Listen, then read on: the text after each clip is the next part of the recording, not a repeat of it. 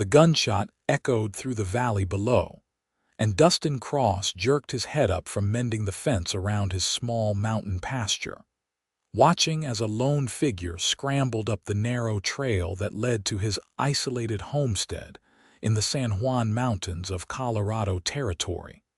1878. He had been alone up here for 3 years, ever since his father died and left him this small shepherd's operation perched so high above Lone Pine that most folks forgot anyone even lived up here anymore. The sheep grazed peacefully around him, undisturbed by the distant sound that had set his heart racing. Dustin was 24 years old and had grown comfortable with solitude, with the endless sky and the wind that talked to him through the pines. But now someone was climbing his mountain, and from the frantic pace of their movement, they were running from something. He set down his tools and walked to the edge of the cliff face that overlooked the trail. The figure was closer now, close enough that he could see it was a woman, her dark hair flying loose behind her, her skirts gathered in her hands as she climbed with determined urgency. Behind her, perhaps a mile down the mountain, he could see 3 riders pushing their horses hard up the steep incline. Dustin's jaw tightened. He recognized trouble when he saw it, and he had tried his best to avoid it since coming up here. But something about the way the woman climbed, never looking back, never hesitating even when the path narrowed to barely a foot wide along the cliff edge, stirred something in his chest that had been dormant for far too long. He hurried down to where the trail opened onto his property, arriving just as she crested the final rise. She stopped when she saw him, her chest heaving, her face flushed from exertion and fear. She was beautiful, he noticed immediately, with dark eyes that held a wildness he recognized from his own reflection, and she could not have been more than 22 or 23 years old. "Please," she gasped, pressing a hand to her side. "Please, you have to help me. They're going to kill me." "Who?" Dustin asked, though he had a feeling he already knew. Men who chased women up mountains rarely had honorable intentions. "My husband's brothers," she said, and he noticed she wore no ring. "My late husband's brothers. They think I killed him, but I didn't. He fell from his horse, drunk, and broke his neck, but they won't believe it. They want the land he left me, and they'll hang me to get it." The sound of hoofbeats was growing louder. Dustin made a decision that would change his life forever. "Come with me," he said, taking her arm and leading her toward his small cabin. "There's a root cellar. You can hide there." "They'll search," she said, but she followed him anyway. "Not if I give them a reason not to," he replied. He got her into the cabin just as the riders came into view. She looked at him with those dark, desperate eyes, and he felt something shift inside him, like a door he had kept locked was suddenly forced open. "What's your name?" he asked quickly. "Violet Vaughn," she said. "I'm Dustin Cross. Stay quiet no matter what you hear." He showed her the cellar, a deep hole beneath the floorboards where he kept his preserved foods and supplies for the winter. She climbed down without argument, and he replaced the heavy trapdoor and threw a rug over it just as the men pounded on his door. There were 3 of them, hard-faced men with guns on their hips and anger in their eyes. The one in front, a tall man with a scar running down his cheek, stepped forward. "You seen a woman come up this way?" he demanded. Dustin leaned against his doorframe, projecting a calm he did not feel. "I see maybe 2 people a month up here. Who are you looking for?" "Our brother's widow," the scarred man said. "Violet Vaughn. She murdered him and ran. We tracked her up this mountain." "This is the only trail that leads anywhere," another man added. "If she came up, she's got to be here." Dustin shook his head slowly. "I've been out with my sheep all morning, haven't seen anyone, but that trail splits about half a mile down on the eastern face. Easy to miss if you don't know it's there. Leads over to the old mining camp." The scarred man narrowed his eyes. "You're lying." "Search if you want," Dustin said, stepping aside. But you won't find anyone here but me and about 200 sheep." The men pushed past him, tearing through his small cabin with rough hands. They overturned his bed, searched his wardrobe, looked in every corner and cabinet. One of them even checked the fireplace. But they did not find the cellar, hidden as it was beneath the rug and the heavy table that Dustin had deliberately left unmoved in the center of the room. After 20 minutes of fruitless searching, the scarred man gave Dustin a long, suspicious look. "If we find out you're hiding her, Shepherd, we'll be back, and we won't be asking nicely." "I told you the truth," Dustin said evenly. "I haven't seen anyone. They left, but Dustin watched from his window as they rode only as far as the edge of his property before stopping. They were not leaving. They were watching. He waited an hour before opening the cellar. Violet climbed out stiffly, her face pale. "They're still there, aren't they?" she asked. "At the property line," he confirmed. "They're waiting to see if you appear." She sank into his only chair, and for the first time he saw her truly defeated. "I can't go back down. They'll kill me, but I can't stay here either. I'll bring trouble to you." Dustin found himself pouring her a cup of water from his bucket, his mind working through the problem. "Tell me what really happened," he said. She took a long drink before speaking. "James Vaughn was 20 years older than me. My father owed him money, and when my father died, James said he'd forgive the debt if I married him. I was 18 and alone. What choice did I have?" Dustin knew that story. He had heard variations of it a dozen times in the years before he came to the mountain. "He was not a kind man," Violet continued, her voice steady but her hands shaking around the cup. "But I did my duty. I kept his house, cooked his meals, tried to be a good wife." "He drank, though. Every night he would drink until he could barely stand. 3 weeks ago he went riding while drunk. His horse came back without him. We found him the next morning at the bottom of a ravine, his neck broken. But his brothers don't believe it," Dustin said. "They never liked that James left me the ranch in his will instead of leaving it to them. They said I must have pushed him, or spooked his horse, or poisoned him so he fell. The sheriff believed me, but the brothers do not answer to the law. They answer to themselves." Dustin moved to the window, studying the 3 men waiting at the edge of his land. "How long have you been running?" "2 days. I took my horse and whatever I could carry and ran north. They've been behind me the whole time. I thought if I could get high enough they'd give up, but they won't stop." "No," Dustin agreed. "They won't." He turned to face her, this woman who had climbed up his mountain and brought chaos with her, but when he looked at her, he did not see chaos. He saw strength. She had climbed for 2 days straight, had navigated a trail that had killed experienced mountaineers, all in a dress and with men hunting her. She had not given up. "Then you'll have to stay," he said. She looked up at him, surprise crossing her features. "What?" "You climbed up and they're watching the only way down. So you'll stay. The winter's coming in another month. They won't maintain a watch through a Colorado mountain winter.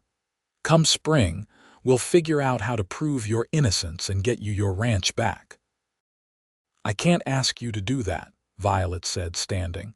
"You don't know me. You have no reason to help me." Dustin met her eyes, and the honesty in his voice surprised even himself. "I've been alone up here for 3 years. Maybe I'm tired of it. Maybe I'm supposed to help you. Either way, you're staying."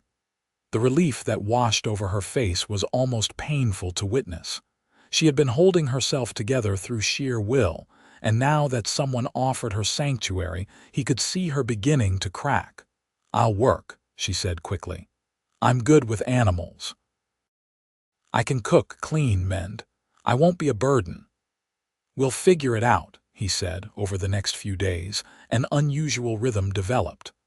The Vaughn brothers maintained their watch, rotating shifts so that at least one man was always visible at the property line.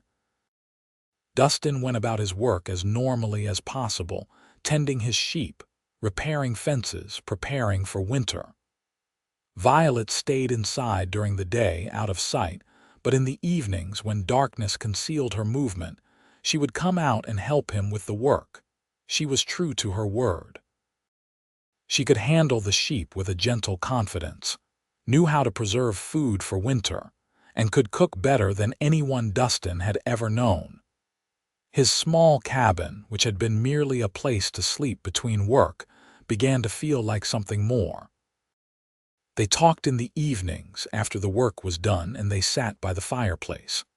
She told him about growing up in Lone Pine, about her mother who had died when she was young and her father who had loved her but had been terrible with money. She told him about the 2 years of her marriage, the loneliness of it, the way she had felt like a possession rather than a person. Dustin found himself sharing things he had never spoken aloud. He told her about his father, a hard man who had loved these mountains more than he had loved people. He told her about his mother, who had left when he was 12 because she could not bear the isolation. He told her about the years of working beside his father in near silence, learning the ways of the sheep and the mountains, and how when his father died, Dustin had felt both grief and relief in equal measure. "You ever want to leave?" Violet asked one night, 2 weeks after she had arrived. Dustin considered the question. "Sometimes," he admitted. "But then I look out at those peaks in the morning, or I watch the sheep move across the meadow, or I see an eagle riding the thermals, and I think there's nowhere else I'd rather be. Does that make sense?" "Perfect sense," she said softly. "I think you're free up here, really free." "Are not you tired of it, though?" he asked. "The quiet," she shook her head. "I spent 2 years in a house with a man who barely spoke to me except to criticize. The quiet up here is different. It's peaceful, not oppressive." As the weeks passed, the Vaughn brothers' vigilance began to wane. Autumn was settling into the mountains in earnest now, and the nights were cold enough to frost the ground. They still maintained a presence, but it was less constant, more sporadic. Dustin found himself hyper-aware of Violet's presence in ways that had nothing to do with her being a fugitive. He noticed how her hair caught the firelight when she sat reading his father's old books. He noticed the way she hummed while she worked, old songs that made the cabin feel warm. He noticed how, when they accidentally touched while passing tools or dishes, his skin seemed to remember it for hours afterward. He tried to ignore these feelings. She was a woman in trouble, seeking sanctuary. He had no right to think of her as anything other than someone he was helping. But the heart, he was learning, did not care much about rights or propriety. One evening in late October, a month after Violet had arrived, an early blizzard swept across the mountains. The wind howled like something alive, and snow fell so thick that Dustin could not see his own fences. He and Violet worked together to get all the sheep into the shelter he had built for them, fighting through waist-deep drifts, the cold so intense it hurt to breathe. By the time they stumbled back into the cabin, they were both soaked and shivering. Dustin built up the fire while Violet changed into dry clothes in the corner he had curtained off for her privacy. When she emerged, wrapped in a blanket, her hair loose around her shoulders, he found he could not look away. "That was terrifying," she said, coming to stand by the fire. "Mountain storms don't give warning," he said. "You did well out there." She smiled at him, and he felt that shift inside his chest again, that sense of doors opening. "I had a good teacher." They stood together, warming themselves, and then Violet said quietly, "Dustin, can I ask you something?" "Anything," he said. "You ever regret helping me? I've trapped you up here just as much as I'm trapped." He turned to face her fully. "I've never regretted it, not once. Even though you're stuck with me all winter now, that storm will have closed the trail. No one can go up or down until spring." "Especially not," he said, and then, because the firelight made her eyes so soft, and because he was tired of pretending, he added, "I like having you here, Violet." She looked up at him and something passed between them, something electric and undeniable. "I like being here," she whispered. He reached out slowly, giving her every chance to move away, and tucked a strand of damp hair behind her ear. His fingers lingered against her cheek, and she leaned into the touch. "We shouldn't," she said, but she did not move. "I know," he agreed, but he did not step back. "I'm still legally your guest. You're protecting me. It would not be right." "I know that too." But neither of them moved apart. Instead, by increments so small he could not say who initiated it, they leaned together until their foreheads touched, until their breath mingled in the small space between them. "Dustin," she said, his name barely a sound. "Tell me to stop," he said. "Tell me this is wrong, and I'll never mention it again." Instead, she reached up and took his face in both her hands. "Don't stop," she said. He kissed her then, gently at first, almost reverently, and then with increasing passion as she responded, her arms going around his neck, her body pressing against his. It felt like coming home after years of wandering. It felt like finding something he had not known he was searching for. When they finally broke apart, both breathing hard, he rested his forehead against hers again. "I'm falling in love with you," he said. "I probably have been since the moment I saw you climbing up that trail like nothing in this world could stop you." Tears shimmered in her eyes. "I'm falling in love with you too. I think that's why I'm so scared." "Of what?" "Of this ending. Of spring coming and having to go back down and face reality. Of losing this, losing you." He pulled her close, holding her against his chest. "We'll figure it out," he promised. "Whatever happens, we'll face it together." The storm raged for 3 days, and in that time, everything changed. They no longer pretended distance. They slept in the same bed, holding each other through the cold nights. They worked side by side during the days, moving with a synchronicity that felt ancient and right. They talked about everything and nothing, learning each other's thoughts and dreams and fears. Violet told him about the books she had always wanted to read, the places she had dreamed of seeing. Dustin told her about his plans for expanding his flock, about his idea to breed hardier sheep that could handle the mountain winters better. They talked about the future in abstract terms, never quite daring to voice what they both wanted, that they might share that future together. When the storm finally broke, the world was transformed into a pristine white wilderness. The trail down the mountain was completely impassable, buried under 8 feet of snow in places, and at the property line, there was no sign of the Vaughn brothers. They had either left before the storm or been caught in it. "They're gone," Violet said, standing at the window and looking out at the empty landscape. "For now," Dustin agreed, "but they'll be back in spring if they survive the storm." She turned to face him. "I know. We have the winter and then we have to face them." He came to her, taking her hands. "We could leave," he said. "Take the sheep and go somewhere they'll never find you. Montana, Oregon, California." She shook her head. "This is your home, these mountains. And that ranch in Lone Pine is mine by right. James left it to me. I won't let his brothers steal it just because I'm afraid." Her courage amazed him. "Then we'll go down in spring and we'll fight for it. Together." "Together," she agreed and kissed him. Winter settled in earnest, and the world shrank to just the two of them and the sheep and the endless white landscape. There were hard days when the cold was so brutal that even stepping outside felt dangerous, when they huddled by the fire and rationed their supplies carefully.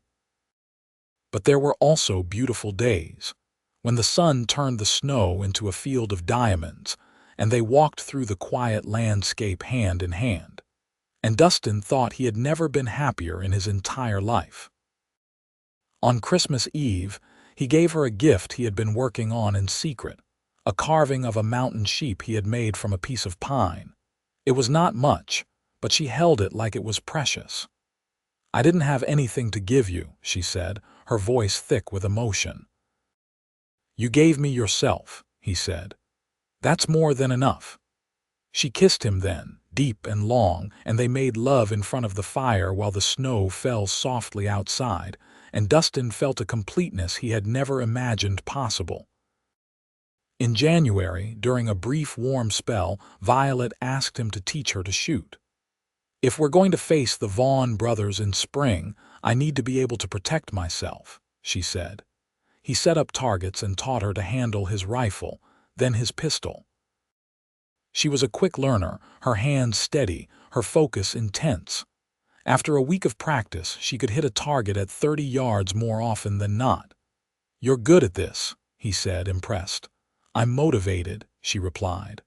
"I've spent my whole life being protected or controlled by men. I want to be able to stand on my own." "You already do," he said seriously. "You're the strongest person I've ever met, Violet." She lowered the gun and looked at him. "I'm only strong because you believe I am." "No," he said, coming to stand beside her. "You were strong when you climbed up this mountain alone. You were strong every day you survived in a marriage you didn't choose. I didn't make you strong. I just gave you a safe place to remember what you already were." Tears streamed down her face, and she set the gun aside carefully before throwing herself into his arms. He held her while she cried, great shaking sobs that seemed to come from somewhere deep inside, releasing years of pain and fear and suppressed emotion. When she finally calmed, she looked up at him with red-rimmed eyes. "Marry me," she said. He stared at her. "What? Marry me? I know it's not proper for a woman to ask, and I know I'm technically still a widow, but I don't care about any of that. I love you, Dustin Cross. I want to spend my life with you, up on this mountain or down in the valley or wherever we end up. Marry me." A grin spread across his face, wide and joyous. "Yes," he said. "Yes, absolutely yes." They married themselves that night, there being no preacher available on a snowed-in mountain. They spoke their own vows in front of the fireplace, promising to love and cherish each other, to face whatever came together, to build a life of partnership and respect and joy. Dustin produced a simple gold band that had been his mother's, the only thing of hers his father had kept, and slipped it onto Violet's finger. "With this ring I thee wed," he said solemnly. "Everything I have is yours. Everything I am is yours." She had no ring for him, but she took his hand and pressed it to her heart. "I give you my heart," she said. "My loyalty, my trust, my love for as long as I live." They sealed their vows with a kiss, and though there were no witnesses but the sheep and the mountains, Dustin knew this marriage was more real and true than any he had seen conducted in a church. February brought the hardest cold of the winter, temperatures that dropped so low that the water froze in its bucket within minutes of being brought inside. They spent those weeks pressed close together for warmth, reading aloud from his father's small library, making plans for spring. "I want to clear my name properly," Violet said one evening. "Not just prove I did not kill James, but make sure everyone knows the truth. I want to hold my head up in Lone Pine." "We'll go to the territorial marshal if we have to," Dustin said. "There must be a way to force an investigation." "And the ranch," she continued. "James left it to me in a proper will, witnessed and filed. The brothers have no legal claim. Then we'll make them understand that, legally if possible, otherwise if necessary." She looked at him. "Otherwise, I won't let them hurt you," he said simply. "Whatever it takes. I don't want you to have to fight them because of me. They made it my fight when they chased you up my mountain," he said. "And now you're my wife. There's nothing I won't do to protect you." March arrived with the first hints of thaw. The snow began to melt, slowly at first, then in rushing torrents as the temperature climbed. They watched the trail carefully, knowing that as soon as it was passable, the Vaughn brothers would return. "I've been thinking," Violet said one morning as they watched the sunrise together. "What if we went down first, took them by surprise. Dustin considered it. It's a risk. We'd be walking into their territory. But we'd control the timing. And we could go straight to the marshal in Durango instead of to Lone Pine. Make our case before they even know we're coming. It was a solid plan, and the more he thought about it, the more sense it made. We'd need to be sure the trail was safe, and we'd need to be prepared for them to be waiting. "I'm prepared," she said, and he believed her. By mid-April, the trail was passable, though still treacherous in places where rockslides had changed the landscape. They spent a week preparing, packing supplies, planning their route. Dustin made arrangements for his sheep with old Tom Brennan, who ran a ranch in the foothills and owed Dustin's father a favor. The night before they were set to leave, Violet was quiet and pensive. They sat outside under the stars, wrapped in blankets against the chill. "Are you afraid?" Dustin asked. "Terrified," she admitted, "but also ready. I'm tired of running, tired of hiding. I want our real life to begin." "It's already begun," he said, pulling her close. "This winter up here, just us. That was real, I know, but I want more. I want to wake up in your bed without fear. I want to walk through town with you. I want people to know I'm your wife and be proud of it." "I'm proud of you," he said. "I'll be proud to have everyone know you're mine." She kissed him, soft and lingering. "No matter what happens down there, I want you to know this was the happiest winter of my life." "Mine too," he said. They set out at dawn, leading his 2 horses down the narrow trail. It was harder going down than Violet remembered from coming up, the trail more treacherous with the spring melt making everything slick and unstable. But they moved carefully, Dustin leading and Violet following, trust absolute between them. They made it halfway down the mountain before they saw the riders, 3 of them, waiting at the widest point of the trail where there was no way to go around. The Vaughn brothers had returned. Dustin's hand went to the rifle at his saddle, but Violet touched his arm. "Wait," she said quietly. "Let me try talking first." They approached slowly. The scarred man, who Violet identified in a whisper as Jack Vaughn, sat his horse in the center of the trail. His brothers flanked him on either side. "Well, well," Jack said as they drew near. "The little widow survived the winter. We thought you must have froze to death up there." "I'm harder to kill than you thought," Violet said, her voice steady despite the fear Dustin could feel radiating from her. "And you found yourself a protector," Jack continued, his eyes moving to Dustin. "The lying shepherd. We should have burned you out when we had the chance." "Threatening a man on his own property is a crime," Dustin said evenly, "as is harassing a widow." "She's no widow," one of the other brothers spat. "She's a murderer." "She's been cleared of that by the sheriff," Violet said. "You have no claim on me or the ranch." Jack laughed, a harsh, ugly sound. "The sheriff is in our pocket, girl. He'll say whatever we tell him to say. And that ranch is ours by right. James never should have left it to some gold-digging little tramp." Dustin felt rage surge through him, but Violet squeezed his arm, keeping him steady. "I have James's will," she said. "Legal and proper. The territorial marshal will uphold it." "You think we care about the marshal," Jack said, and Dustin saw his hand drift toward his gun. Time seemed to slow. Dustin saw the intent in Jack's eyes a split second before the man drew, and his body moved on instinct. He threw himself in front of Violet even as his own hand found his pistol. 2 shots rang out simultaneously. Dustin felt a burning pain in his left shoulder but ignored it, his gun trained on Jack. The older Vaughn was clutching his right arm, his pistol fallen to the ground. The other 2 brothers had their hands up, eyes wide with shock. "Next shot goes in his chest," Dustin said, his voice deadly calm despite the pain radiating through his shoulder. "And then I'll take care of you 2 as well. Or you can turn around and ride away and we'll forget this ever happened." "You shot my brother," one of them said, almost disbelieving. "He drew first," Violet said, and Dustin heard the rifle cock behind him. She had grabbed it from his saddle. "And I'm a witness. You ride away now or we finish this." The Vaughn brothers looked at each other, at Jack bleeding and cursing on his horse, at Dustin with his pistol steady despite his wound, at Violet with the rifle pointed at them. Whatever they saw made them decide. "This isn't over," Jack spat. "Yes, it is," Dustin said. "You come after her again and I'll kill you, all of you. That's a promise." They rode off, Jack swaying in his saddle but staying mounted.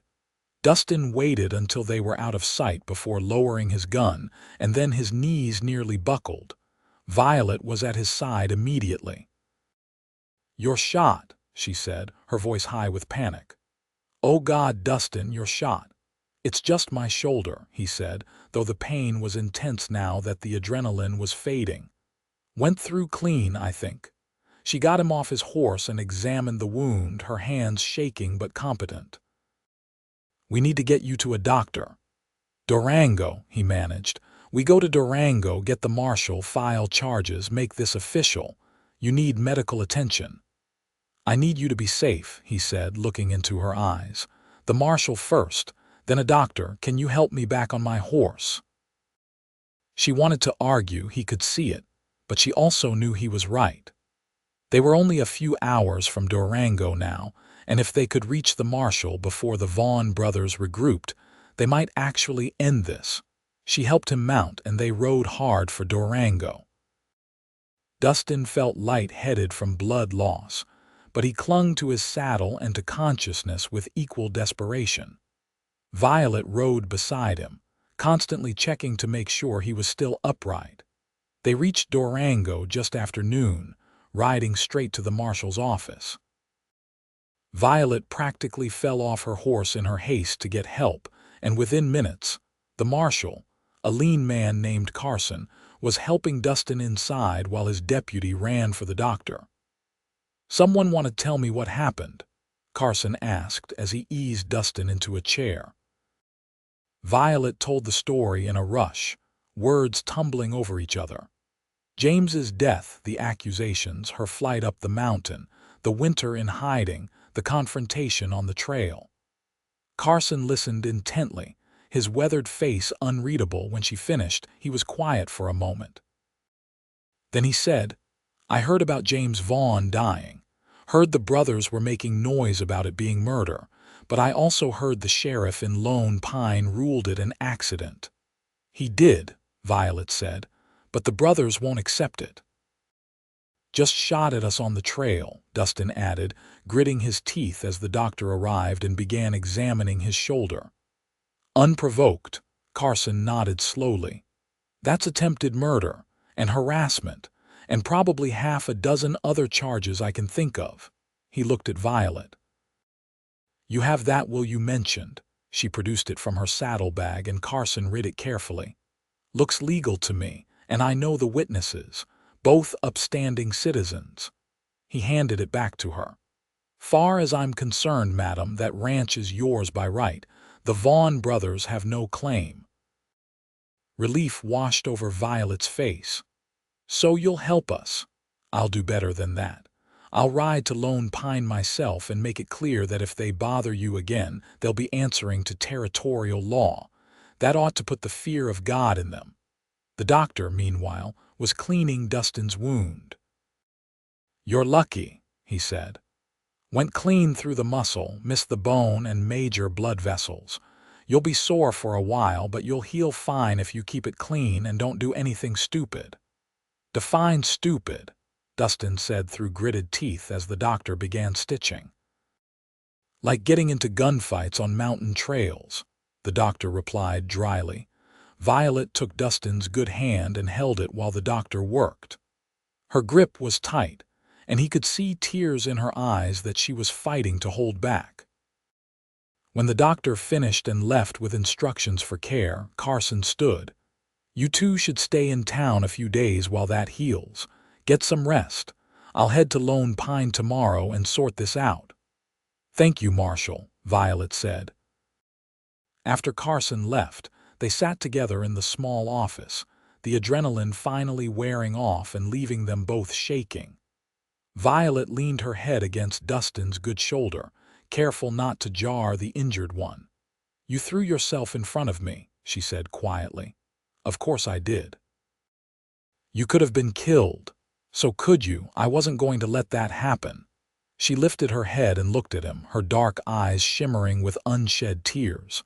"I love you so much it terrifies me." He cupped her face with his good hand. "I love you too, and I'm not going anywhere."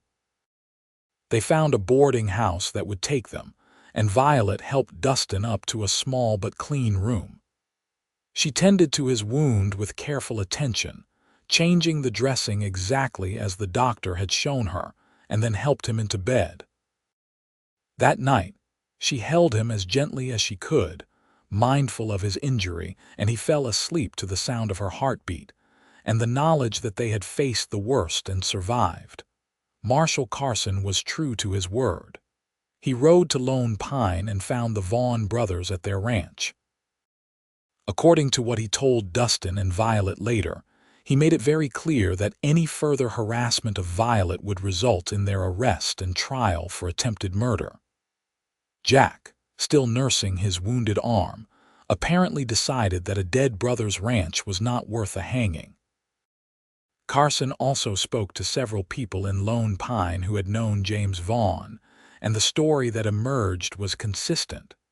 James had been a heavy drinker, unstable on a horse even when sober.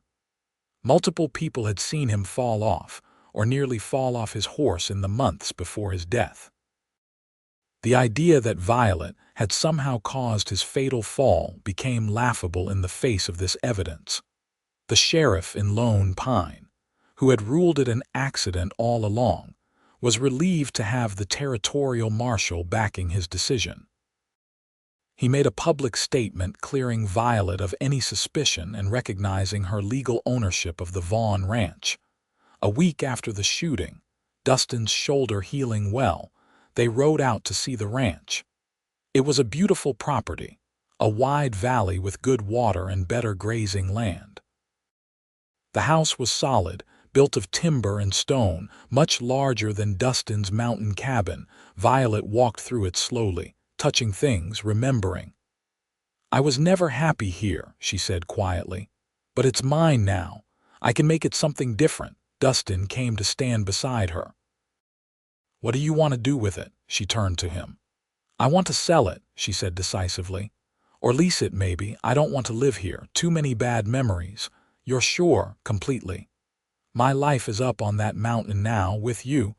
He felt a warmth spread through his chest. "The cabin's small for 2 people. We'll build another room or 2.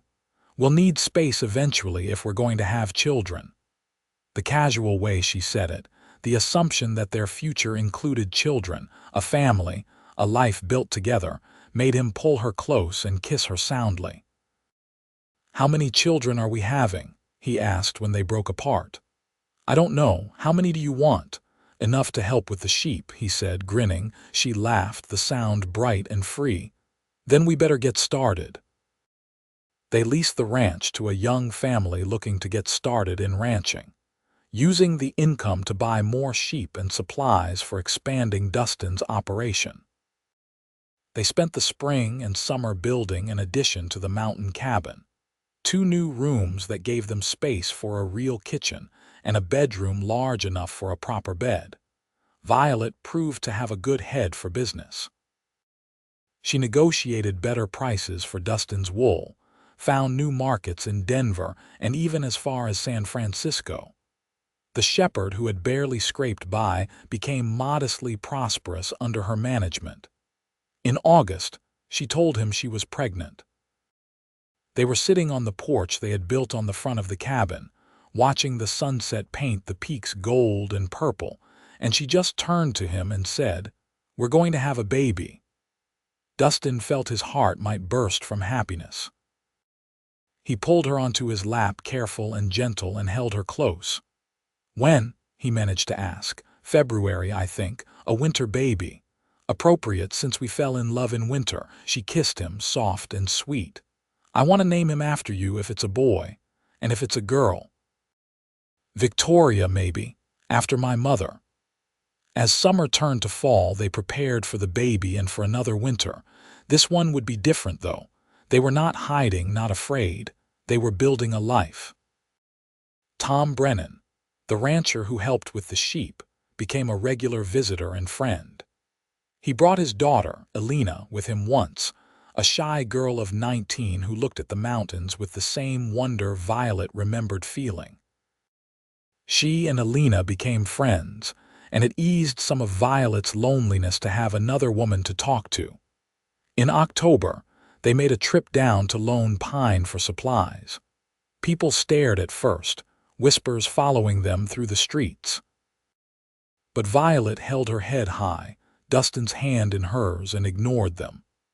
The shopkeepers were polite, and the sheriff tipped his hat to them respectfully. As they were leaving, an older woman approached. She had kind eyes and white hair, and she touched Violet's arm gently. "I just wanted to say I'm glad you're well, dear," she said, "and that you found happiness. You deserve it after what you went through." Violet felt tears prick her eyes. "Thank you," she said. It was a small thing, but it meant the world. One person's kindness, one acknowledgement that she had done nothing wrong, that she deserved to be happy. On the ride back up the mountain, Dustin noticed she was crying. "What's wrong?" he asked, concerned. "Nothing's wrong," she said, wiping at her eyes. "I'm just happy." So happy it overflows sometimes. He understood that. He felt it too, this overwhelming sense of rightness, of having found exactly where and who he was supposed to be. Winter came early that year, snow falling in November and not letting up. But the cabin was snug and well stocked, and they were prepared. Violet's belly grew round and beautiful, and Dustin found himself constantly touching it, marveling at the life growing inside her. They spent the long winter evenings reading, talking, making plans. Dustin carved a cradle from pine, working carefully to make it smooth and beautiful. Violet knitted tiny clothes and blankets, her needles clicking steadily in the firelight. "Are you scared?" Dustin asked one night as they lay in bed, his hand on her swollen stomach, feeling the baby kick. "A little," she admitted.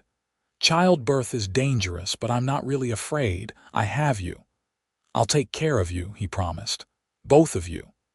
When her time came in February, during a blizzard that made getting help impossible, Dustin delivered their baby himself. It was terrifying and miraculous, and the longest night of his life.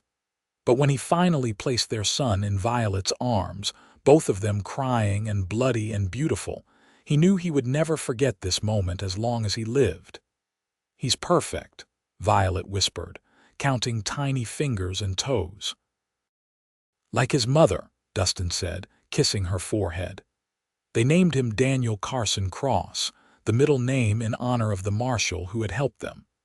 He was a healthy baby with his mother's dark eyes and his father's strong lungs, and from the moment he arrived, he transformed their world. The years that followed were full and good.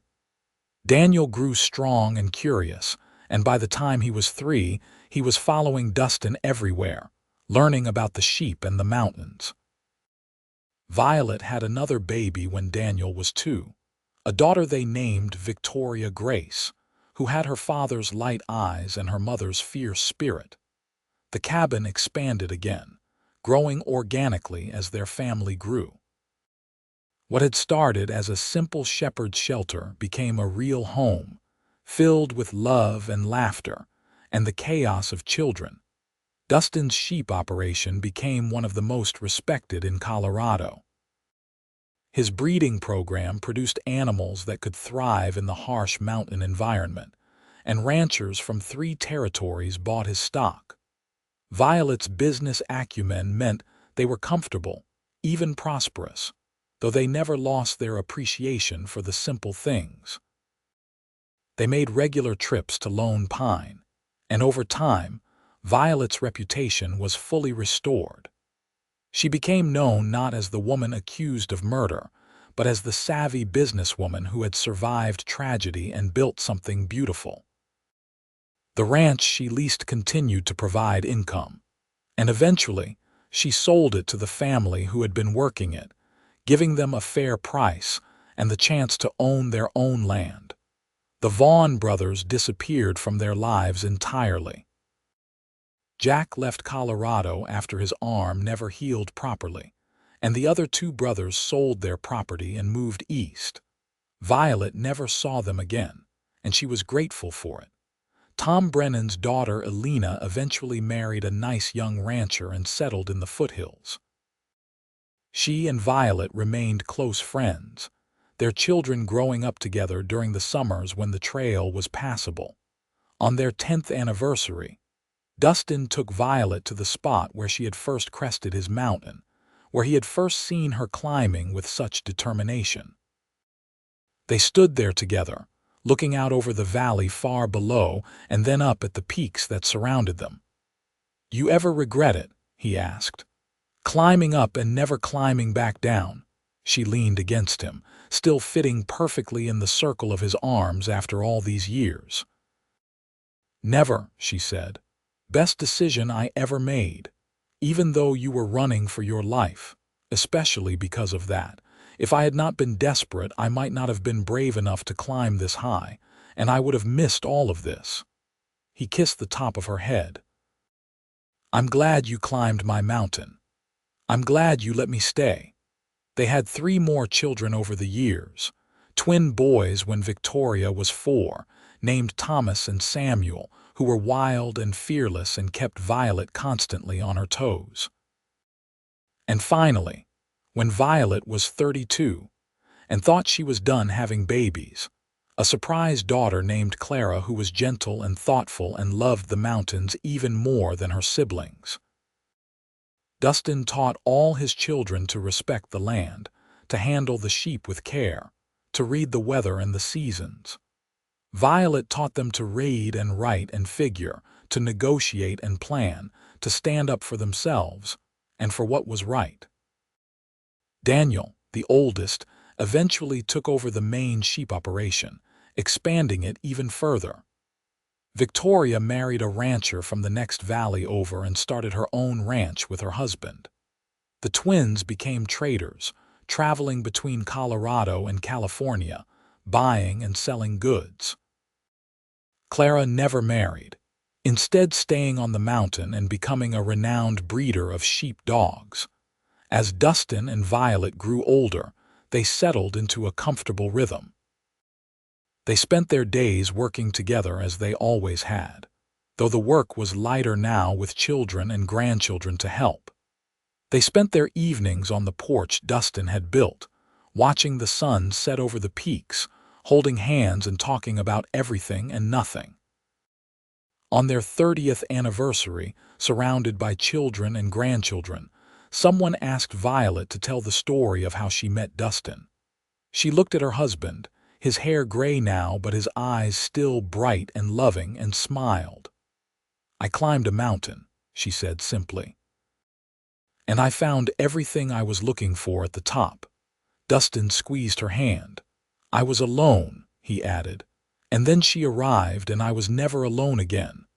Their youngest grandchild, a curious boy of 5, asked, "Did you ever go back down, Grandma?" Violet looked out at the mountains that had been her home for 3 decades, at the family she and Dustin had built, at the life they had created together in this beautiful, isolated place. "No," she said contentedly. "I never climbed back down, and I never wanted to." Dustin pulled her close, and their children and grandchildren gathered around them. And in that moment, surrounded by love and family and the eternal mountains, Violet knew her life had turned out exactly as it was meant to be. The lonely shepherd had found his companion. The woman who climbed up had found her home. And together, they had built something that would last long after they were gone, a legacy of love and courage and determination that would echo through generations. Years later, When Dustin was 70 and Violet was 68, they took one last walk together to the edge of their property, to the place where the trail from the valley below opened onto their land. It was harder for them now, their bodies aged and less steady, but they made it, leaning on each other. "You remember the first time you stood here?" Dustin asked. "Running from those men, terrified and alone." "I remember," Violet said. "And I remember you standing there so calm and steady, offering to help a stranger. Best decision I ever made." "We've had a good life, haven't we?" she asked, though she knew the answer. "The best," he agreed. "No regrets." "None," she confirmed, "though I wish we had more time." He turned to face her, taking both her hands in his. Even now, after decades together, his touch still sent warmth through her. "We have however much time we're given," he said, "and I'll treasure every moment." They stood together as the sun set, painting the sky in shades of gold and pink and purple, the mountains eternal around them. And Violet thought about that desperate young woman who had climbed this mountain so long ago, seeking only escape, and found instead a love that had sustained her through decades, through hardship and joy, through raising children and building a life. She had climbed up seeking survival. She had found everything instead. Dustin lived to be 73, passing peacefully in his sleep with Violet beside him. She held his hand as he left, whispering words of love and gratitude for the life they had shared. After he was gone, the children wanted her to come live with one of them, worried about her being alone on the mountain, but Violet refused. "This is my home," she said firmly. "Your father and I built this together. I'm not leaving." She lived another 5 years on the mountain, tending a small garden, visiting with her children and grandchildren, walking the land she and Dustin had loved. Every evening, she sat on the porch they had built together and talked to him as if he were still there, sharing the events of the day, the news of the family, her thoughts and feelings. When her time came, she faced it with the same courage she had shown climbing that mountain so long ago. She gathered her children around her, told them she loved them, and gave them her blessing. And when she closed her eyes for the last time, she was smiling, knowing she was going to be with Dustin again.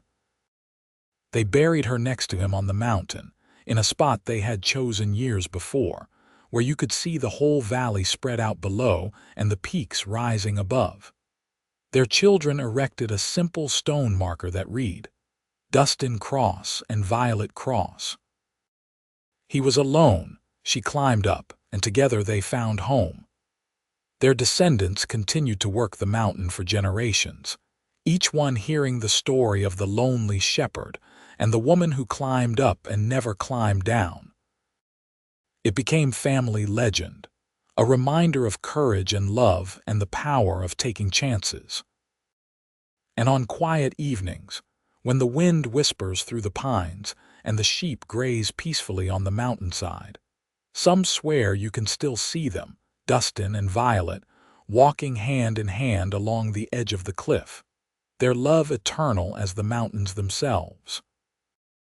The ranch in the valley that Violet once owned changed hands many times over the years, but the mountain property stayed in the family, passed from generation to generation. Each keeper of the land added their own touches, but the core of what Dustin and Violet built remained, a testament to what two people could create when they chose to face the world together. Daniel's great-grandson, a shepherd like his ancestor, sometimes stood at the spot where Violet first arrived and tried to imagine what it must have been like, that moment when a desperate woman and a lonely man's lives collided and changed forever. He thought about the courage it took for her to keep climbing, not knowing what awaited her at the top. He thought about the generosity of Dustin, offering sanctuary to a stranger despite the risk. And he understood, standing there in the wind with the sheep grazing around him, why they had never wanted to leave. This mountain was magic. It had brought two lost souls together and given them everything they needed to build a life of meaning and love. The story of Dustin and Violet became more than just family history. It spread through the region, told and retold, embellished and celebrated. Young couples in Lone Pine spoke of them as an example of true love. Parents told their children about the woman who climbed the mountain and found her destiny. But the truth, the real truth that their children and grandchildren knew, was simpler and more profound than any story. Two people had found each other at exactly the right moment. They had chosen each other, day after day, through good times and hard times, through fear and joy and everything in between. They had built something together that lasted beyond their own lives, a love so strong it became legend. And on that mountain in Colorado, where the wind still whispers and the sheep still graze and the peaks stand eternal against the sky, that love remains, woven into the very fabric of the land. A reminder that sometimes the best things in life come from the moments when we're brave enough to keep climbing, even when we don't know what we'll find at the top. The woman who climbed up never climbed down, and in staying, she and the lonely shepherd found everything they had been searching for. They found home. They found purpose. They found each other. And in the end, that was more than enough. It was everything.